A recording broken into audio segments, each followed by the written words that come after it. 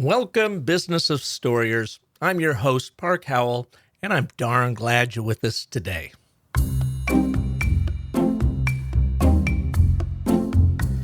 If you haven't picked up your print or Kindle copy of Brand Bewitchery on Amazon, then what in the heck are you waiting for? Because these unruly times wait for no one, including you.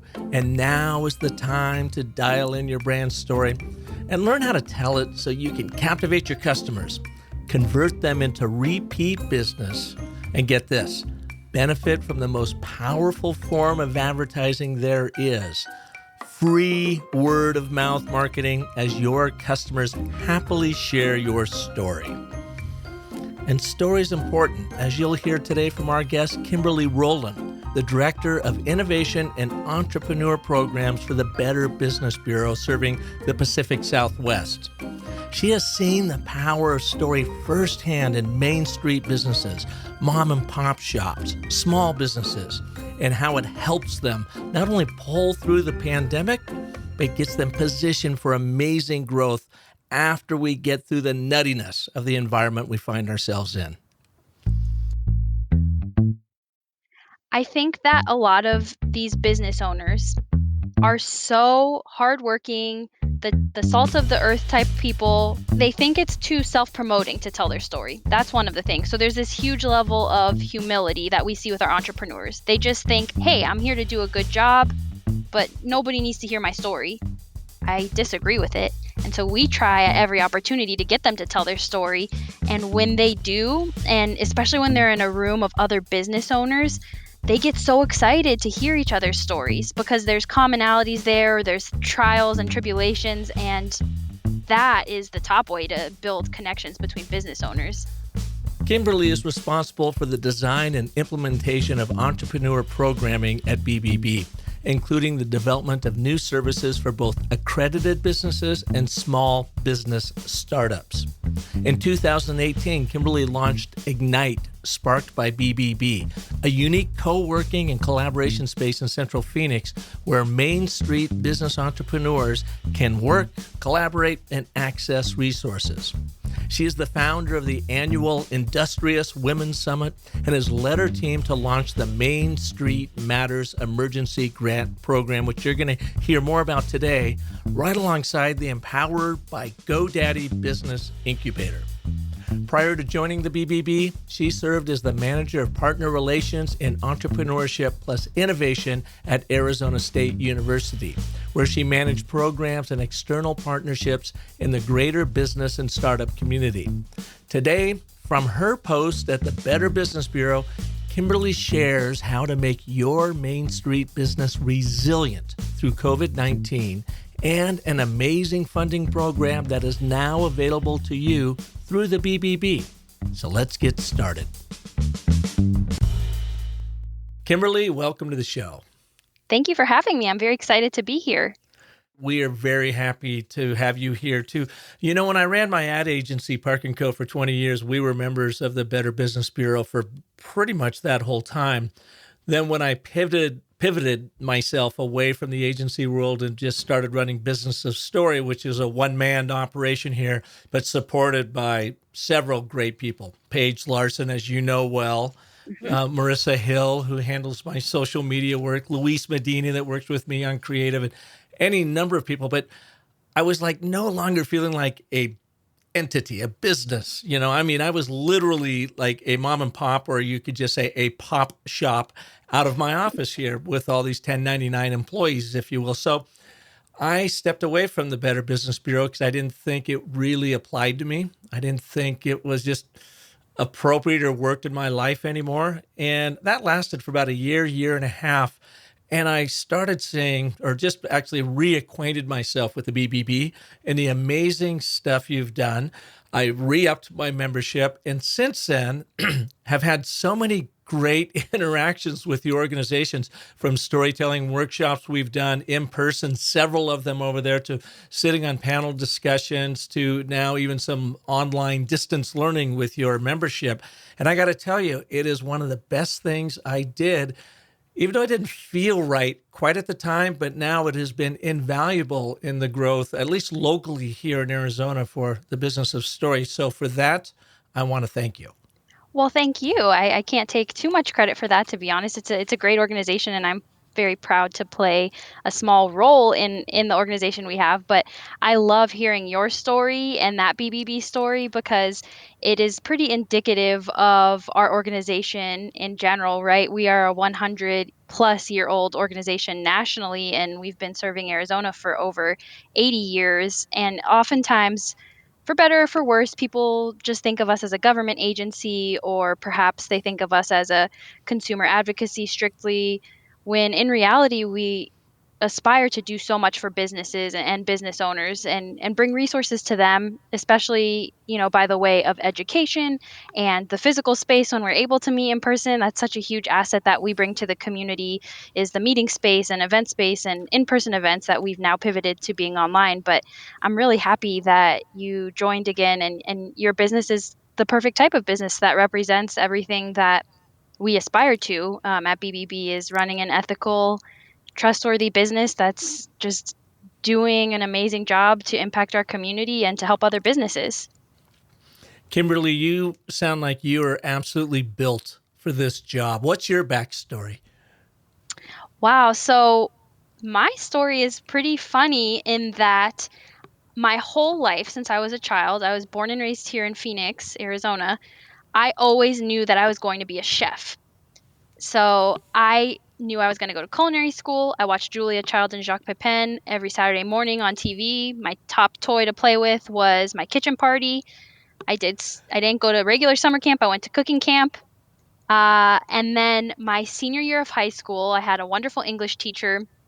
I got really into writing and journalism, and she, out of her own pocket, Mrs. Moriarty, who I love and talk to this day, she paid for a New York Times subscription for the whole class, physical New York Times, 30 of them to be delivered to the school every day. And I read, she forced us at the time, we called it forcing, but now I love it. She had us read the New York Times for 15 minutes every day in class. We had to read a story and share it back. And so one day, as I was applying for colleges, I was only looking at the Culinary Institute of America, and there was a story in the New York Times about getting into amazing debt, going to culinary school, and never basically being able to pay it off. And it talked about how in the cooking industry, your body physically burns out in your 30s or 40s, and it basically terrified me. And so that's when I decided, maybe I'm not cut out for this. Maybe this is just going to be a passion and hobby in life. And so I started applying to 4-year universities and colleges, ultimately got my degree in political science and the humanities. And in college, I had another revelation when I took a food policy course at Notre Dame. And I learned, okay, I can still be connected to food and my other passion of helping people, making a difference, if I kind of go into food politics or food justice. And that's how I started my career working in food banking. And then I loved doing that, and I burnt out eventually because I didn't feel like we were moving the needle at the food bank. I felt like it was a lot of what we were providing, while really very important, was a band-aid solution. And that's when my heart and mind really was invigorated by entrepreneurship and business ownership as a method for people to really build their own way in life and sustain themselves and their families, and also to be an economic driver. And so that's kind of how I started working at ASU and did some amazing work there. And when I found out about the role at Better Business Bureau, I knew it was perfect because I love working with entrepreneurs across the board, but I really love working with the Main Street type of business. And storytelling is at the heart of a lot of what you do for these people, to try to coax that story out of them, encourage them to share it with the world so that they can grow their businesses and grow their impact. Absolutely. It's so important. That's why we absolutely love your brand, because you do a great job as an expert telling people why this is important for their business and their own success. And it's something that sets you apart too. It's not just a nice marketing idea or strategy, it's what consumers want and look for. There's a lot of data and science behind the importance of storytelling. And so that's why I love doing what I do. And that's why all of us at BBB really geek out and love listening to your podcast. And anytime we can have Paige or you speak, we love it. Well, thank you for that, Kimberly. We really enjoy working with you and your team and the Main Street businesses that you get us in front of to help teach them storytelling. But it leads me to this question. What are some of the innovative programs that you all are doing over there at BBB to help these companies not only get through COVID, but come out of the other end more resilient, more powerful companies? We're doing as much as we can, and even then, I wish we could do more. But I will run you through some of the programs that we are offering because we're very proud of them, and it's our honor to be able to offer them during this time of crisis. So, when the pandemic struck very early in March, our entire staff moved to working from home. We called it working from anywhere, but pretty much everybody was working from home and has been since March. And we continue to for the foreseeable future. It's safe. We're very fortunate and we're in that we're able to be highly productive at home with our teams because we have offices in Phoenix, in Prescott, in Yuma, Lake Havasu City, San Diego, and Orange County. In some ways, this whole kind of crisis has allowed our teams to work closer together because we used to be very insulated based on our campuses across the Southwest. So in that sense, it's been wonderful for our team at BBB and for our productivity. So once we started working from home and it became apparent that this was going to be an economic crisis for businesses and Americans and really the world, we knew that we had to work on something. And Main Street entrepreneurship is something that my team is always heavily focused on. I run the innovation and entrepreneur team at BBB. And so we actually don't really interface with consumers very much at all. There's a whole separate team. They do a wonderful job. We're working with you. We're working with Pete Walsh, all of these great business owners in our Mhm. community. Pete And Walsh of Peak Performance Coaching, a good friend of mine who's a staple here in Arizona. yes, Yeah. and actually, a fun fact about him, his family started Walsh Family Furnishings. I think I'm probably Walsh Brothers, Walsh Brothers. Thank you. office furniture, furnishings. Office Yep. Furniture. Hmm. They were the first slash oldest member of our Better Business Bureau in Arizona. Is that right? That is, yes, that was one of the I random did not fun know facts. that. Isn't that fun? And Kimberly, because we have listeners all around the world, a lot in North America, the way you are set up here in the Southwest in Arizona, that I would imagine is the same sort of setup with Better Business Bureau across the country. You have your local group and then you have your regional group. Is that the way it works? That's right. That's a great clarifying point. So, Better Business Bureau they're run locally or regionally, and we are part of the International Association of Better Business Bureaus. So it's basically a federated model. I used to work in food banking before really starting to work with entrepreneurs and business owners, and it was very similar. You had your local food banks, and they were all part of the Feeding America network. Similar with Better Business Bureau, except we're actually international. So we have BBBs in Canada and Mm. Mexico as well. But yes, every BBB is regional. Some are much smaller. We are actually the Better Business Bureau serving the Pacific Southwest is one of the largest BBBs in the whole system as far as number of members. So we have around 20,000 business members and the territory that we cover. But we work very closely with Boston, Austin, the Pacific Northwest, Denver, Boulder, even the Columbus BBB. While they, service a smaller territory, they do amazing programming for entrepreneurs as well. So that is how we're kind of broken down. We report to the mothership, let's call it, but we operate independently. So we're able to start programs and kind of run at our own pace. So that's how we got about starting the Main Street Matters grant program. This was not something that came from the national level. This was something that our BBB, who's known in the system uh, for being pretty innovative and entrepreneurial compared to other BBBs, we knew back in March that we wanted to start something, and we had a feeling that it needed to be likely some sort of emergency grant funding. This was in response to COVID? That's correct, yes. We're building this program simultaneous to Congress working on the PPP, EIDL, all of the emergency relief that came through the CARES Act. Basically, we knew that there was going to be a ton of bureaucracy and it may be hard for small business owners and mom and pop shops to access capital, the life and business saving capital that they needed. So we put together a program called Main Street Matters. It's an emergency grant funding program for businesses in our service area here across the Southwest. And so far, we've given away almost $100,000 in emergency grants, and we plan to run that program through the end of 2020. We're very fortunate to have a lot of amazing partners who have come along, but we're also really proud to tell our story in that we seed funded the program out the gates. It was so important to our CEO and board of directors that BBB put in that first lump sum of money that we determined we needed to give to our business owners and get in the hands of businesses. And the program's open to any small business owner. You don't have to be a member of the BBB. We've given away a lot of money to businesses who are not our members. So is this funding in addition to the PPP loans and the small business loans? This is something totally in addition to that? Yeah, it's very separate, and actually, we're in the process of iterating the program. This is a great clarifying question.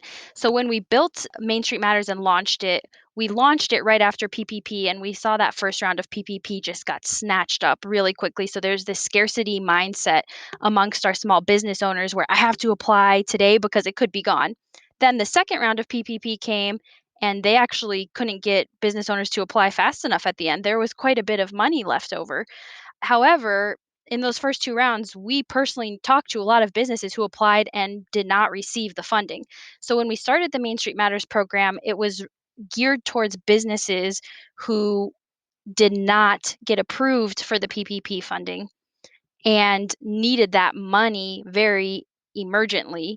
And so we didn't accept applications. Basically, the way we built the application system with the logic on the back end was if you indicated that you received PPP, you couldn't receive the Main Street Matters grant. However, actually, just in the last 2 weeks, we're working on iterating the program because now, as the pandemic kind of goes on, we see that PPP money that some of the small business owners got. First of all, a lot of them only got $1,000 to $5,000. Not everyone's getting 150 grand like you see in the news, millions of dollars like Shake Shack or other corporations. They're getting a very modest amount, and just like the personal relief funds that came to Americans, you can't live off of that for very long. So we're reconsidering, and we'll likely open up the grant program for the rest of the year to anyone who is in need and demonstrates a need, even if they got PPP. So we're considering that, but we wanted to help those who are in the most dire need. You've got this Main Street Matters program here in the Mhm. Pacific Southwest BBB. Can other people around the country benefit? Do their BBBs have the same thing happening? That is our goal and hope. We love to lead by example. So once we launched it, within a few weeks, Boston BBB reached out to us and they said, we have to run this.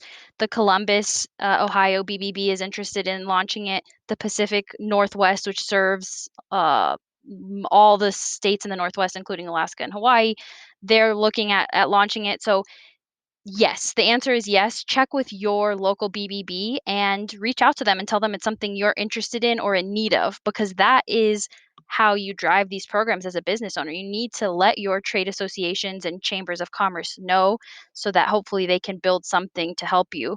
But for folks in the Southwest, they're fortunate because we were a little ahead of the curve with this. But absolutely check it out depending on where you live in the country and definitely contact your BBB.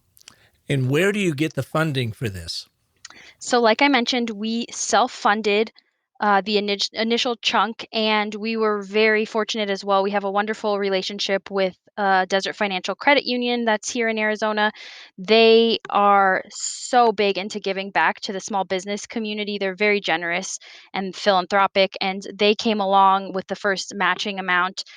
We were grateful to also have GoDaddy come in and make a donation, and we've had tons of Main Street entrepreneurs who are small business owners themselves give back. And another thing we're proud of is our own staff put money into this program. So again, early in the pandemic, our financial team had the foresight to basically we implemented pay cuts across the board at our 150 person organization. And while that was challenging, we are proud to share that we haven't had to furlough or lay off anybody. So that was a cut that everyone on staff was willing to take in order to preserve each other's jobs and the organization's sustainability. And so we were very cautious. We thought, from an internal marketing PR angle, that's hard to go to your staff and also ask them to give. But we had some staff come to us and say, how can I help with this program? Can I donate my BBB bucks, which are kind of award prize money that staff can get when they go above and beyond? Can I do payroll deductions? It was really one of those stories that you hear, and it's so inspiring. I couldn't believe it, and I was so proud of my colleagues. So our staff also funded quite a large chunk of this. That's really, to me, very telling of the type of culture we have at our organization and just how much we care about businesses. What are some of the successes you've seen from the program? Wow, how much time do you have? One of the cool things that I'd love to share with you is we moved over at BBB to soft phones last year. Lucky for us now, we use Ring Central, so got rid of all the landlines. Of course, that was a huge culture shock to many people, but it has served us so well during this crisis because everybody has a phone that they can use either through their cell phone app or on their laptop. The reason I say that is when we call businesses to let them know that they've won, and we give out the grant every 2 weeks. So I have colleagues right now making calls today and tomorrow morning notifying a new batch of 30 businesses that they've won $1,000 grants. We record their reaction because it's so genuine, it's so authentic. They end up telling the story of their business. We've had dozens of business owners crying. It's very emotional. And then at the end, of course, we tell them we've been recording. We ask their permission to use the recording, but we've put together some really cool videos and audio that compiles the stories. Do we get to hear one of the stories? Can I share one on our show Yes, here? they are so moving, Park. I mean, I basically will challenge any of your listeners to listen and not get a little misty-eyed. Awesome. Let's do that right now. Here are two stories that they compiled in a video that you can watch on the show notes. Check this out. Hi there, may I speak with Robert, please? Can I help you? I'm calling in regards to your application for our Main Street Matters grant program. Your application stood out amongst hundreds of other businesses, and we've selected you to receive a $1,000 grant. What? Oh my, that's so awesome. I gotta call my business partner. We're, a small business, but we've been working hard since we opened the doors, and this kicked us right in the tail feathers, unfortunately. But I'm just hoping that we can get back to, entertaining the community. Thank you, BBB. Hi, Penny. I just wanted to call and let you know that we reviewed over 350 applications during this round. Oh my. And we're pleased to let you know that you actually stood out and you will be receiving a grant of $1,000. What the heck? Are you kidding me? Oh God. Yeah. I'm making me cry.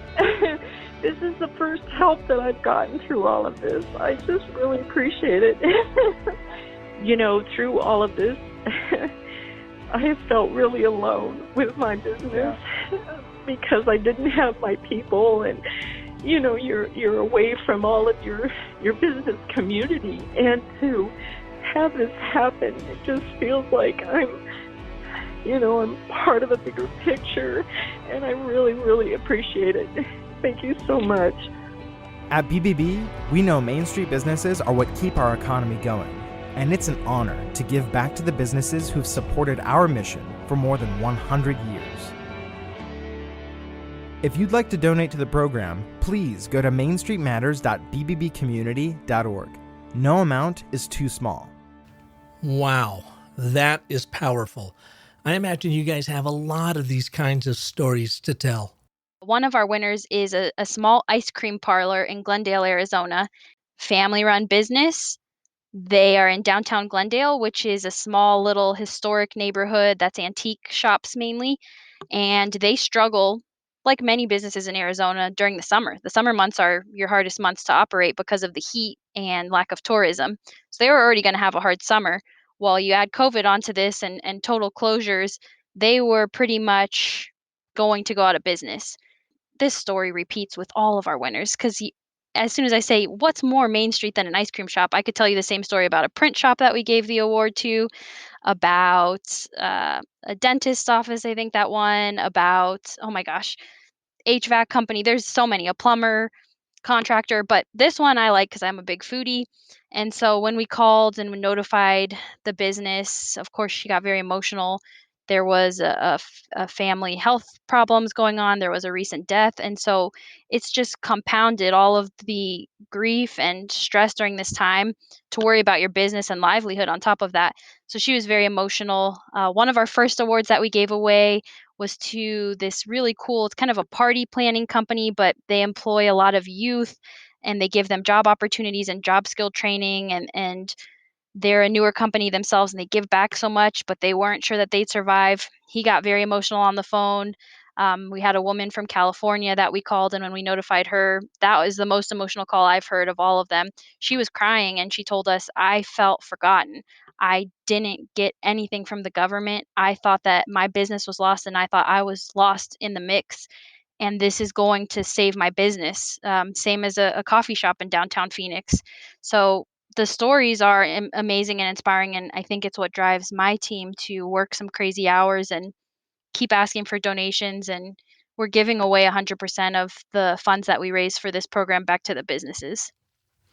Well, I know you were a huge advocate for the small mom and pop Main Street businesses, and you say a lot of times they feel like they don't have a story to tell or they're reluctant to share their story. Why is that, and how do you coax that story out of them?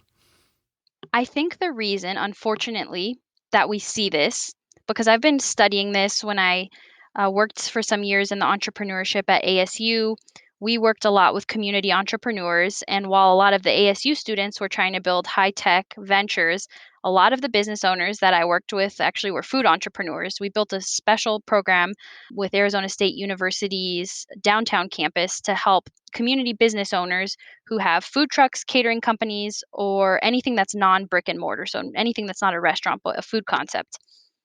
And I think, unfortunately, in today's culture of Shark Tank, which I love watching just as much, if not more, than the next person, you think too often that it needs to be a SaaS platform, which is software as a service. It needs to be the next Facebook, the next Lyft, the next Microsoft. And so there's almost this embarrassment, which is really unfortunate, or shame, or I'm not special enough, so why would I tell my story? And we hear the word just a lot. And I always try and stop the entrepreneur when I hear them saying, well, I'm just an HVAC company, I'm just a plumber. And I try to get them to think, okay, first of all, you got to stop right there, because you're not just an HVAC company. In Arizona, where it's 120 degrees, you are a business that's actually in millions of dollars of revenue, by the way. You're more successful than a ton of these tech startups ever will be. You're making more money, you're hiring and employing more people, you're having a greater impact in the economy. So we need them to start reframing how they think of their story and tell their story, because again, when you look at some of these businesses, it's not just the story, they are also financially their financial story is impressive, and it's something that they need to tell. We have a roofing company we've been working with in our entrepreneur cohort program, and he year over year is doubling his revenue and hiring more people. Come on, this is a great story. He needs to be telling it. Why do you think people are reluctant to tell their story? Why do they downplay even, and it could be a small firm that's maybe making, a few $100,000 a year, but employing some people, to those that are making maybe several million a year, yet they still kind of collapse within themselves and feel like they don't have a story to tell. Why do you think that is? I think that a lot of these business owners are so hardworking, the salt of the earth type people, roll your sleeves up, get the job done, kind of nose to the grindstone, every saying you can think of. It's they think it's too self-promoting to tell their story. That's one of the things. So there's this huge level of humility that we see with our entrepreneurs. That is one of the top things I would say. They just think, "Hey, I'm here to do a good job, but nobody needs to hear my story." I think that's honestly the main reason, Park, and I disagree with it. And so we try at every opportunity to get them to tell their story. And when they do, and especially when they're in a room of other business owners, they get so excited to hear each other's stories because there's commonalities there. There's things that they share, trials and tribulations, and that is the top way to build connections between business owners. We'll be right back with Kimberly Roland, Director of Innovation and Entrepreneur Programs for the Better Business Bureau serving the Pacific Southwest in just a second. But I wanted to take a moment to let you hear from another small business owner, Brent Hoffman. Brent and his wife Peggy own the Cookie Exchange in Madison, Wisconsin. They specialize in delivering piping hot cookies right out of the oven to homes and businesses around the Madison area. Plus, Brent has a marketing firm called Paradigm Media, and that's Paradigm with an O, P-E-R-O-D-I-G-M Media, if you want to check him out. He has been a follower of the business's story for many years and was so kind to post this video review on Amazon for my new book, Brand Bewitchery. Hey, I'm Brent. This is a review of the book Brand Bewitchery by Park Howell. Everybody usually confirms or compares their stuff to your weight in gold, right? Well, this book, shipping weight 14 ounces, current price of gold $1,761 an ounce, times that by 14, you get roughly $25K. Here's what I think of Brand Bewitchery by Park Howell. It's easily 4 times worth its weight in gold. That's right. I think easily 100K can come out of this for my business and for my clients' businesses. It goes exponentially past that. So this is a must read if you are in business and you are in marketing. Park Howell, Brand Bewitchery. Oh, dude, thank you so much. What a generous and kind review, Brent. I really appreciate it. And I'm super eager to see how you and Peggy bring the Cookie Exchange story to life now that you've got the book. And you know what? You can even use these proven storytelling principles with your own clients at Paradigm Media. But I'm sure I don't have to tell you that. So now, for all you listeners, as we're exploring in today's show with Kimberly, your business story is more important now than ever. So order your print or Kindle copy of Brand Bewitchery on Amazon. And also check out our online brand story crafting tutorial at businessofstory.thinkific.com. That's businessofstory.thinkific, THINKIFIC.com. I will help you craft and tell compelling business stories that sell through both the online course and the book. They are ideal complements to one another. Both will help you refine your story and, even where needed, resurrect your brand during these trying times. Now, back to our conversation with Kimberly Roland, Director of Innovation and Entrepreneur Programs at the BBB. What have you seen that has happened during COVID? We've had so many shows on the downside of it and the bummer of it, and everybody gets that. So let's talk about the bright side of what you're seeing in humanity through business, through Main Street businesses. And what is surprising you, or what are some of those little success stories that you've seen that people are really, marshaling through this misery? We have a lot of them, and it makes me so proud because our Main Street entrepreneurs, no matter where you are in the country or world listening, it's going to be similar in your community. They are so scrappy and resilient. And the ability that we have seen small businesses, a lot of them in hospitality, especially because it's really do or die for them. It's very challenging to be in restaurants, coffee shops, bars, any of those right now, but they are getting scrappy and they are moving quickly. And that is a benefit to being a small business is you have much more agility than a larger chain or big corporation. So we're excited to see a lot of these business owners moving to online quicker. This is a good example. E-commerce, something that they were reluctant to do or didn't know how to do. Um, Do you have that a is, business you can call out that is doing that is a good example of it? yes. So we have about 30 businesses that have gone through a 16-week incubator program called Empowered by GoDaddy that BBB built alongside GoDaddy, and they're all Main Street entrepreneurs. The program was supposed to be in person. It started in January in person until March, and we moved the whole cohort online, and we met every Tuesday night from 5 p.m. to 9 p.m. We had people in front of a Zoom meeting for 4 straight hours, and they loved seeing each other. It was the highlight of most of their weeks, all different types of businesses. A great success story is El Charo Hipster. They are in downtown Phoenix off of Grand Avenue.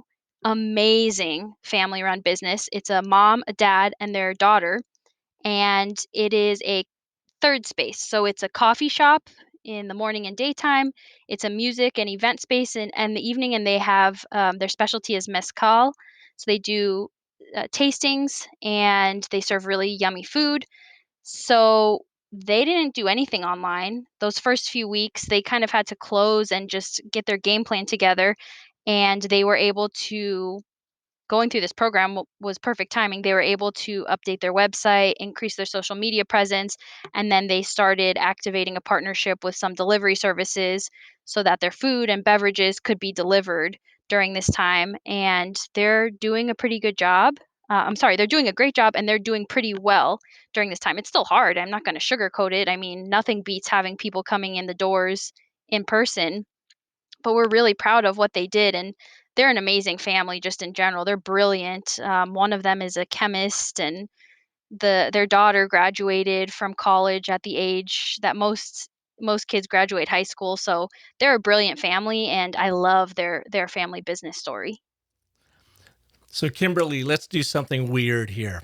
Cool. Let's advance a decade. We've gotten through the pandemic, and you've experienced, and it may take a year before we get through this thing in any appreciable way. But now we are way into 2030 something, and you are in this role, and you are maybe heading up BBB with all of your experience. What have you learned just in the short amount of time, the last 3 or 4 or 5 months, of what you've seen with Main Street businesses, that you would coach all the newbies to something? Say we get another pandemic in 2035. What are 2 or the 3 things that, now that you've been through this, that you would coach people to do to maybe prepare for it, but then to weather it?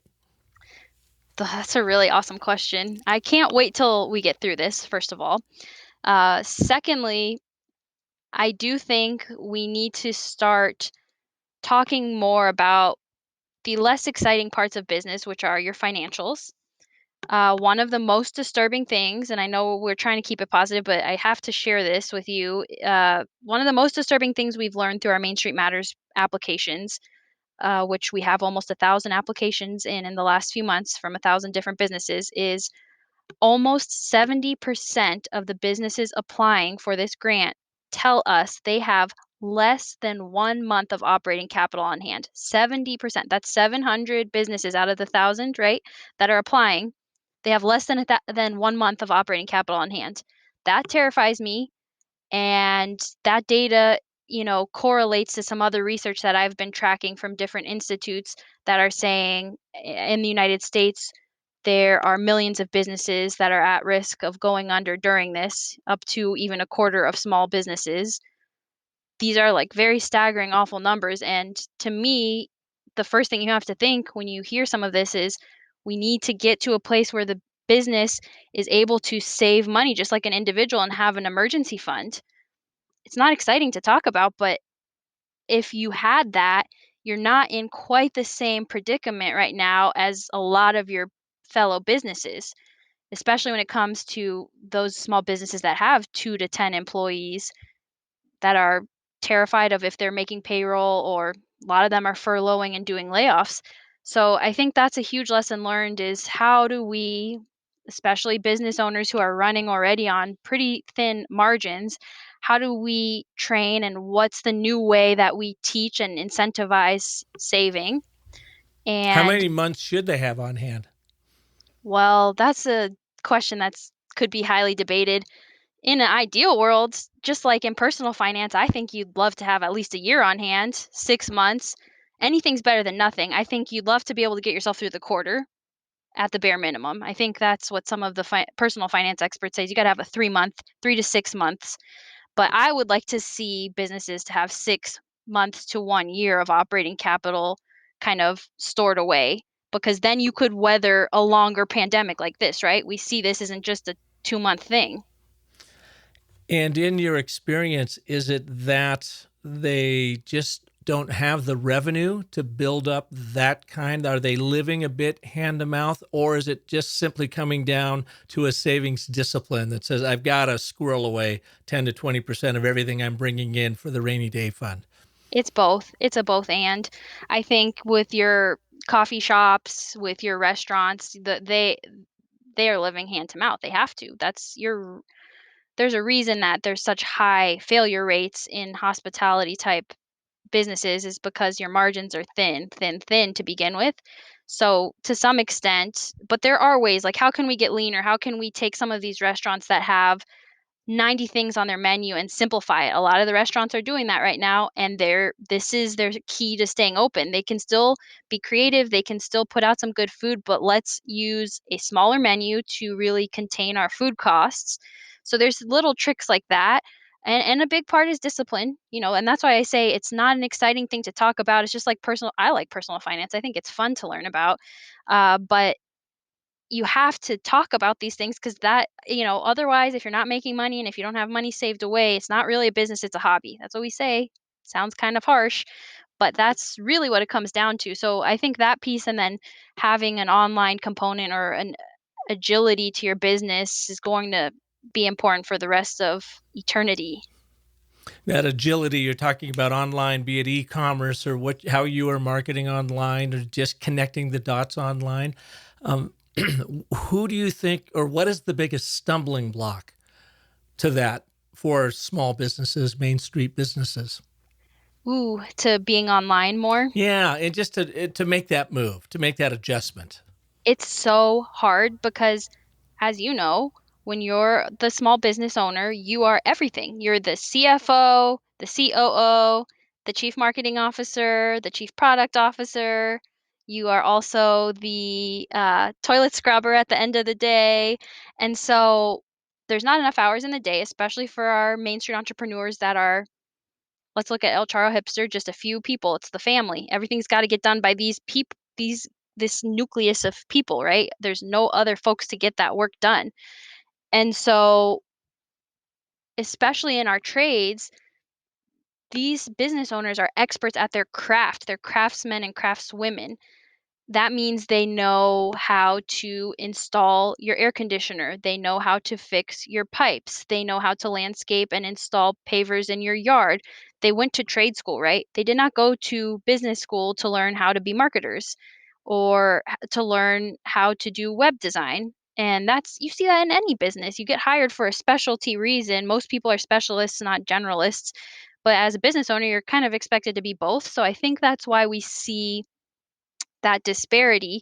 And that's why for us at BBB, it's important to have a program like Empower because we're able to bring one of the world's experts, GoDaddy, to the table to help business owners build a simple but highly functioning and beautiful website that can show your products, tell your business story, and have an e-commerce component. So even though this year has not gone how we thought, it was a great test year for it to be our inaugural year of this program because we were able to help so many of these business owners put up the e-commerce portion of their site, start doing bids. And that's another misconception is some of these business owners that say, okay, I'm not selling a book, I'm not selling coffee, I'm not selling clothing online. Why do I need e-commerce? I'm a landscaper, I'm a roofer.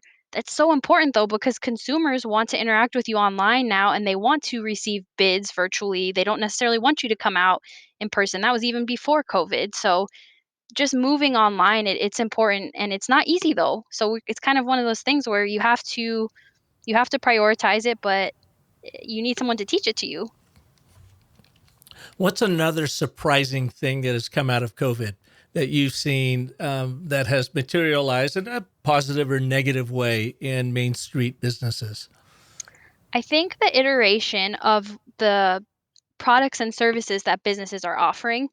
I mean, we're so used to it now that we're a few months into this. But when this first started, I have a friend, Kelsey Garner, and she has KS Garner Fashion Line. And she's won different awards. She prides herself on being a women owned business that's inclusive of all sizes of women. And she makes her clothing and it's slow fashion because she makes it to order when you order it. She ships it all over the world. Cute clothing, by the way. Probably have some in this closet where I'm taking the interview from. By the And way, folks, you can't see Kimberly, but she literally is sitting in her closet at home.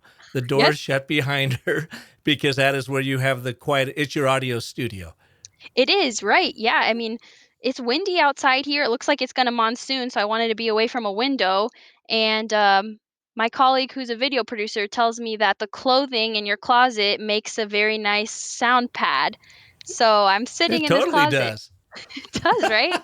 It's so awkward. It seems like a joke, but I'm really in here, and there's probably some KS Garner clothing in here. But at the start of the pandemic, she moved like that, and she started making masks, and she did a video tutorial on Instagram, and she told the story of how you actually build the mask.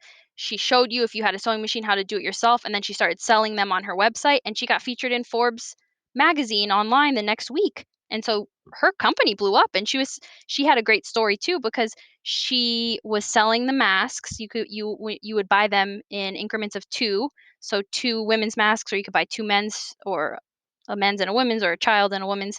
And then she was donating 2 masks for every 2 that she sold, and she was telling that story on her social media. She has a really big following on her Instagram, and she would show every week when she was taking those masks and dropping them off at all the different hospitals around Arizona. So to me, I was like, "Wow, that's so brilliant." And I love seeing that kind of innovation and just that scrappiness of small businesses as they iterate through this. There's a lot of other stories, but I think that was an interesting one, She's and unique, though, isn't she, in that she reacted so quickly.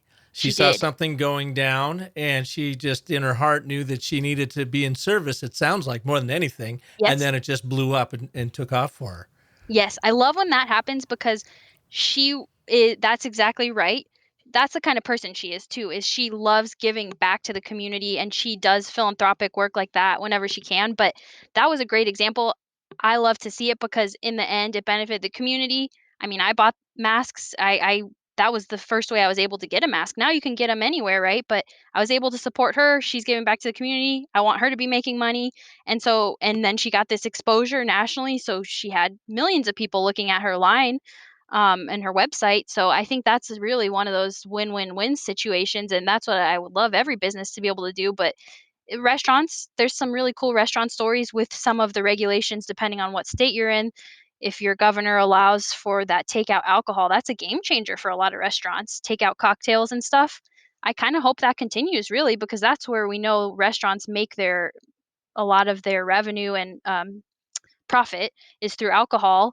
And that's something that intimidates people who enjoy drinking. They don't necessarily know how to mix a cocktail. So that's a cool iteration you've seen a ton of restaurants and bars offering. What do you do with, and I would imagine you get, some of your colleagues get this call when people are just like almost distraught. They're almost giving up. Maybe they had a real going concern before they hit, but the stress of it all, just everything that's happening in the world order is just taking its toll on them. What can people do to kind of shake themselves out of that? Get back into maybe an optimistic view of there are things that they can do, even in this bizarro upside down world we're living in right now. That's a hard question. I think we do get those calls. We get a lot of them as emails right now too. I hate to read them, because it's one of those things where at BBB, with just even here in the Southwest, we want to help all of these business applications that are coming through, but we only have enough money to help a quarter of them right now. And that's across the country and world. Is There's a lot of struggle. So I think a quick way that everyone can feel maybe inspired or empowered is just having that network of fellow business owners around you. That has proven immensely valuable to the Main Street entrepreneurs that I know personally, that we work with, that we coach, that I mentioned in the Empowered by GoDaddy program. I was so skeptical. I told my staff, I said, I don't think we're going to engage these guys online for 4 hours every week. They're going to get bored. Everyone's tired of Zoom. And this is the honest truth. Every week, the program was only supposed to go to 8:30 at night. It would be 9 p.m. and the formal speakers were done, and we just left the Zoom room open. We had those men and women in the room. I would be the one that would say, "Hey, I would like to stand up now. It's 9:15. I got to go eat dinner." they loved talking to each other because you can't be in person, but they still felt connected. They were talking about how that last week went. If they were struggling, we had a few of our businesses that were actually growing revenue during COVID, a lot in home repairs and landscaping as people are home now. But I think people crave that connection to one another, and they were all different types of businesses. So I think being part of some sort of association or business group, people are tired and stressed right now, but I know that that is helpful. You can do mastermind sharing, you can work through problems, you can talk about new business ideas. A lot of those iterations in these companies that we see, they are hashing them out and bouncing these ideas off of other business owners. Otherwise, you might go a little stir crazy at home sitting in a closet by yourself. You need to have that interaction, and so we're trying to make those connections, and that's the top thing we do when we get those crises emails or calls at BBB is we try and get them connected to resources ASAP. What is the one thing a mom and pop Main Street business could do right now that would help them? Wow. I feel a little stumped because there's so many things I want them to do, but honestly, the one thing is to really firm up your online systems. And what I like about this being my top recommendation is a lot of what you can do is free or cheap. I don't want people necessarily going out there and paying for expensive systems, and this is something that business owners you get excited, but then you could be paying for this, that, and the other. It's like kind of productivity hacking is what I call it. But there's a lot of really awesome resources out there that are incredibly affordable or even free that you can use to start putting some automation into your business, some systems. If you don't have a website whatsoever, which we see a lot of business owners, there's great platforms where you can build a free website or very affordable. I think that if you aren't able to operate in person or in the way you normally are right now, to be working on your business instead of in it, which normally you are every day. You're working in the business, you're in the grind. So I have heard that from some business owners that this time is a blessing in disguise because it allows them to improve, make enhancements, do some strategic planning on their business. So I would say working on your website, your social media presence, telling your story, even businesses that have wonderful websites, there's something you can find when we go through and critique business websites when we have workshops and whatnot. I love it when you find someone who has an excellent website. It's very beautifully branded because there's still things that are missing, like your story page about us. Show me your staff. So there's a lot of things that people can be doing behind the scenes on the business right now to bolster the business. And I do think that having some sort of e-commerce platform, be it on your website or through your social media, is important because you want to make it as easy as possible for consumers to pay you.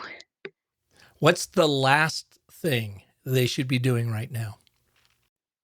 I think the last thing that you should be doing right now is spending a ton of money. Obviously, that's pretty basic. I hope that that's probably too obvious to say, but I think sometimes you need to say it because what happens is, this is a tricky question because I have a lot of small business owners that I know that do consulting, and I don't want to discourage people from hiring consultants right now, but it's one of those things where if you're in this crisis and you haven't found a way to iterate or to be bringing revenue in, it goes back to that not exciting, less sexy discussion of finances. So you can't be spending a lot of money or you're going to go out of business. I mean, that's just how it is at the end of the day. Your revenue must exceed your expenses. So I think one of the last things I would say is to be making any major changes, unless you had that in your plan and you had that built up. I mean, I know a wonderful business owner who just opened her brew pub in downtown Phoenix, and she had been planning it and she had investors and things like that. She'd been working on it for years, so she didn't let this deter her, right? So if it was something that you had as a planned expense, of course, maintain, build the business, spend that money. But I would like to see businesses saving a bit right now because I don't think we're out of the woods by any means, and work on the business in financially savvy slash free ways, which I know business owners are good at hustling, and also explore this kind of old bartering system. I think paying one another is always the most important thing. I definitely think you should pay each other. But sometimes there is another business owner, and that's why I love doing these cohorts that has an expertise or skill that you need, and vice versa, and you can do trade outs. So that's another thing that might be possible depending on what your needs are during this time. And that's how you can promote other businesses as well and do cross referrals. So, geez, that took me down a rabbit hole. That probably wasn't the answer you wanted. No, that's fine. I'm never seeking answers. It's really like the surprises. I mean, what should we be thinking about? And quite often it's something that we're not thinking about. So I appreciate Yeah. that. Absolutely. And I would say, the idealistic, positive Kimberly would say the last thing I want a business owner doing right now is panicking. But I know that's a little bit of a stretch of an answer. Fair enough. Kimberly, thank you so much for being here. Where can people learn more about the organization and this program that you've got going on so that they can connect with the Better Business Bureau, really not only here, but around the country? Absolutely. Simple website, easy for everyone to remember. You can find us at bbb.org. That is pretty easy. Even I could find that. That's right. And we have a fancy little device or robot on the back end that will creepily know what city you're in, and it will put you on that BBB's sub website, but bbb.org. And if you are in the Southwest, you can also go to mainstreetmatters.com, and it's street ST, not spelled out. So mainstreetmatters.com. It's just a redirect to our website where you can find the application for the Main Street Matters grant program. You make creepily sound so approachable. Nice work, Kimberly. Thank you so much. It's been such a pleasure. And thank you all for listening to this edition of The Business of Story. If you liked what you heard, and Kimberly offered up so much great advice and so many resources, share this episode with friends, family, loved ones, neighbors, or that Main Street store you love down the road that could use their help. I know that will go a long way, and you might be surprised at the business and the lifestyle you could be saving for someone. So please share this episode. If I can be of service to you, check me out over at businessofstory.com. Don't forget, my new book is out, Brand Bewitchery. I mean, how can you possibly forget about that? I talk about it about 9 times in every show. You can get your print or Kindle copy right now on Amazon. And of course, I've got that companion online class course / DIY, do it yourself. Yes, DIY tutorial on building your brand story on Thinkific. You can find that at businessofstory.thinkific.com. And that's one other thing, Kimberly, while I'm still here looking at you in your closet, that's something else somebody can be doing as they're going through this. Instead of putting their puzzles together on their kitchen table, figure out what your brand story is. Put that puzzle together. And I can help them do that. There's no better time now than to reframe and restructure your brand story as our lives are being reframed and restructured. And of course, join me again next Monday when we will have another amazing story artist right here like Kimberly. And until then, remember that the most potent story you will ever tell is the story you tell yourself. So make it a great one. Thanks for listening. That was fun.